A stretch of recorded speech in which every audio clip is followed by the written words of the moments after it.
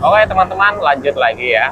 Eh, jadi untuk teman-teman yang sensasi fisiknya sudah mulai berkurang, teman-teman itu sudah mengenali mana makanan yang cocok dan mana makanan yang nggak cocok, gitu sudah bisa mengenali. Kita mulai beranjak ke mengatasi atau mengendalikan kecemasan kita, ya, dengan cara seperti apa? Dengan cara kita itu berlatih. Ya, berlatihnya dengan seperti apa? Berlatihnya dengan beraktivitas ya. Jadi ketika teman-teman itu sudah mulai beraktivitas ya, mulai bisa jalan-jalan keluar gitu ya, itu usahakan teman-teman itu dari rumah itu sudah makan dulu ya, supaya pikirannya itu tenang gitu ya. Udah sarapan gitu ya. Dan kalau awal-awal ditemenin nggak apa-apa. Saya pun dulu juga pertama itu awal-awal itu ditemenin, jadi tidak langsung sendiri begitu, nggak usah muluk-muluk targetnya teman-teman ya, yang penting bisa keluar gitu ya. Nah pada saat nanti di keramaian mungkin teman-teman itu masih merasakan cemas, nggak apa-apa, santai saja.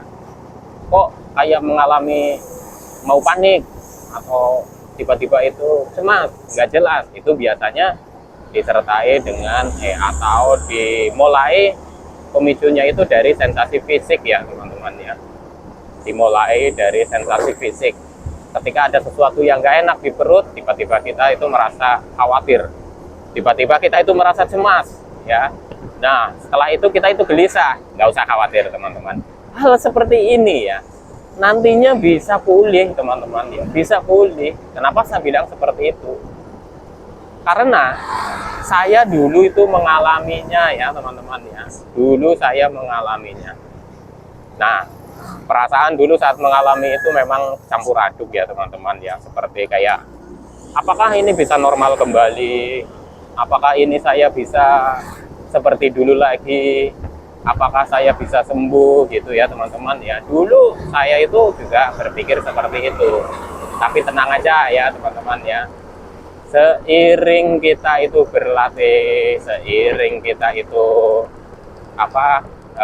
memahami tentang gangguan asam lambung, GERD, anxiety, psikosomatis, nanti perlahan-lahan juga teman-teman itu akan membaik ya. Pokoknya untuk mengatasi kecemasan ini tanpa dilatih, menurut saya akan lama ya.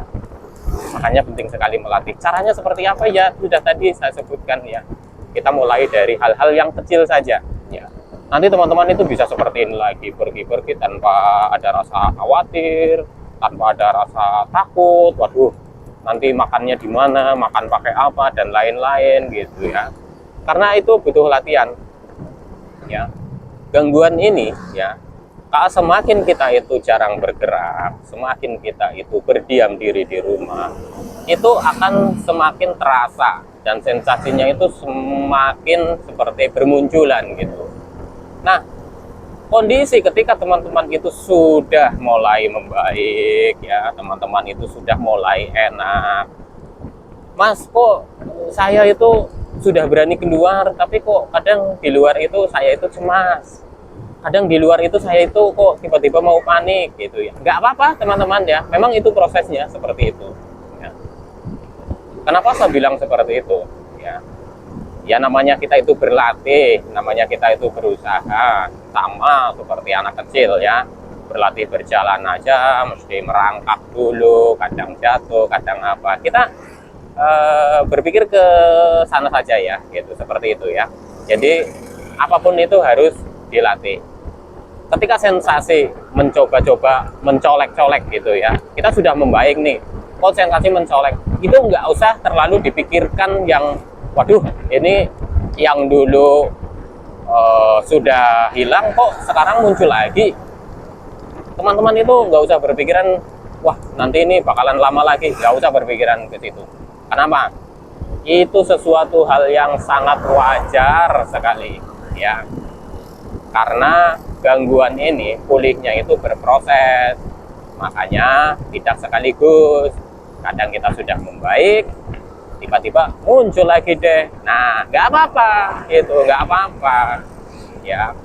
Waduh mas, ini kok saya itu kok pikiran semakin ruwet, semakin kacau. Nah, Ini yang kadang saya agak susah menjelaskannya. Memang ketika kita sudah merasakan membaik, ketika kita sudah merasakan enak, terus pikiran kita itu masih kacau, masih seperti berjalan sendiri, mikirin ini itu dan gak jelas. Caranya seperti apa? Caranya dengan seperti ini, keluar dari rumah, ya. Jangan di tempat yang sama terlalu lama, karena nanti situasi, kondisi, ya yang kita lihat itu saja, dan kita berpikirnya jadinya macam-macam. Kita selimur kalau bahasa Jawanya, atau kita alihkan, ya. Pokoknya bangun mental kita sedikit demi sedikit. Mental kita itu pada saat mengalami gangguan kan bisa dibilang itu sangat drop, ya. Kenapa kita bilang seperti itu? Gimana nggak drop? Ketakutan nggak jelas, muncul sensasi ini takut, tiba-tiba dada nggak nyaman, napas pendek, ngos-ngosan, teman-teman sudah panik, teman-teman sudah khawatir, ya. Padahal biasanya kondisi ini terjadi pada saat asam lambung kita itu sedang tinggi atau gas lambung kita sedang tinggi. Kenali saja teman-teman pemicunya, ya. Bisa dari faktor makanan, bisa jadi, ya, atau mungkin telat makan, bisa jadi, ya. Terus makan makanan yang mungkin belum cocok buat kita, itu juga bisa terjadi, ya. Kalau itu semuanya aman, kita amati lagi pemicunya. Dari mana? Kita amati pemicunya dari pola hidup kita, ya. Apakah teman-teman itu kurang istirahatnya? Ataukah teman-teman itu tidur malamnya itu kurang, ya? Habis begadang, ya, atau hal-hal yang lainnya? Karena faktor istirahat itu sangat penting sekali, teman-teman, ya. Penting sekali untuk proses pemulihan dari gangguan asam lambung, GERD, anxiety, psikosomatis, ya. Kalau di situ menurut teman-teman nggak ada masalah, coba teman-teman amati lagi, ya. Teman-teman amati dengan pola pikir, ya. Apakah kita sedang berpikir berat, ya? Apakah kita sedang memikirkan sesuatu yang mungkin sesuatu yang kita pikirkan itu belum terjadi? Ini juga bisa memicu sensasi, teman-teman, ya. Karena gangguan ini kan saling berkaitan, ya, antara fisik dan pikiran. Intinya teman-teman pahami tentang gangguan ini. Semakin teman-teman memahami gangguan ini, insya Allah teman-teman akan semakin membaik dan sembuh. Dan saya yakin sekali teman-teman itu akan sembuh. Saya yakin sekali, ya. Makanya selalu saya doain nih untuk teman-teman, ya. Doain supaya teman-teman itu cepat sembuh, ya. Gak usah khawatir teman-teman, ya. Insya Allah gangguan asam lambung, GERD, anxiety, psikosomatis ini juga bisa sembuh. Yang penting teman-teman itu telaten, ya. Jadi teman-teman itu telaten dalam menghadapi gangguan ini, ya. Satu persatu, tahap demi tahap, proses demi proses kita lalui. Nah, gitu ya teman-teman. Nah, oke. Sekarang ada pertanyaan lagi mengenai Mas, untuk penyembuhan dari gangguan asam lambung, GERD, anxiety, psikosomatis, itu kan dibutuhkan istirahat yang cukup, dibutuhkan tidur yang cukup. Gak usah khawatir teman-teman, ya. Memang untuk penderita gangguan asam lambung, GERD, anxiety, psikosomatis, padahal pemulihannya itu butuh tidur yang cukup, istirahat yang cukup.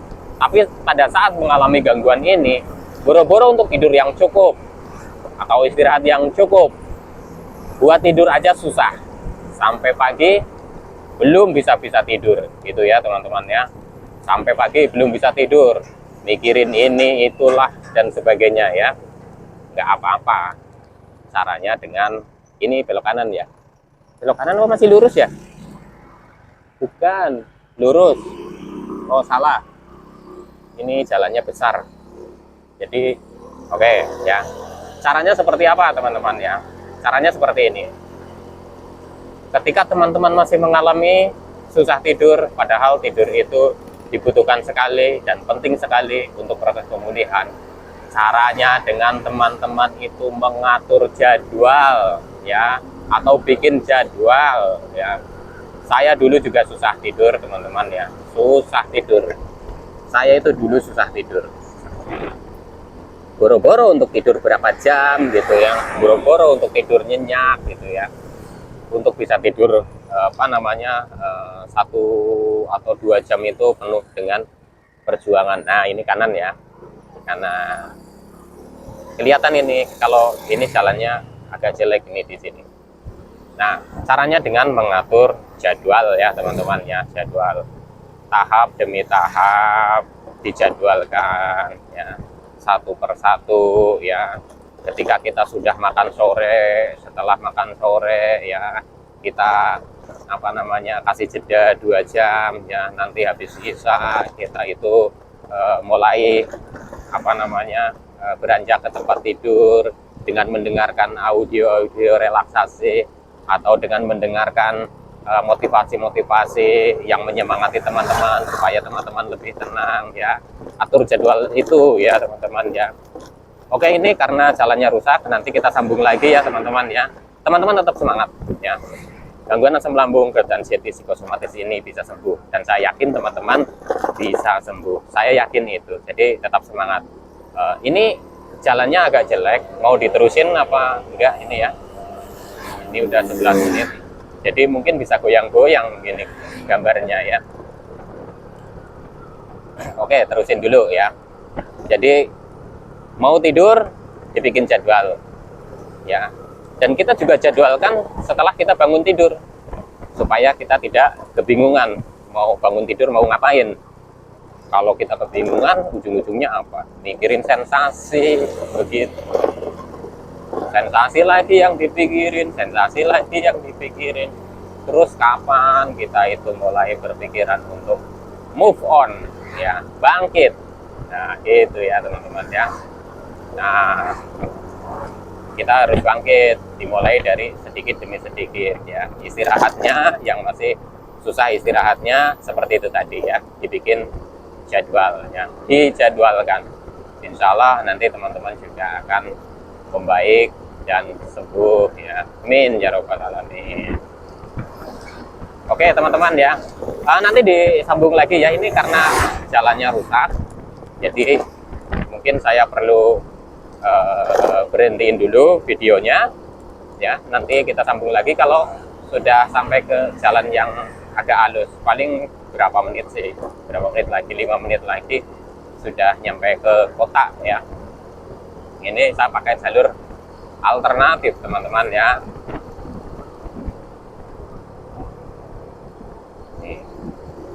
Nih, jadi sebagian jalan itu masih agak ada apa gerunjal-gerunjal gitu, bagian halus gitu ya.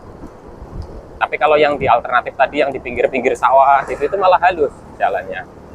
Mungkin karena ini apa namanya jarang kendaraan berat lewat ini.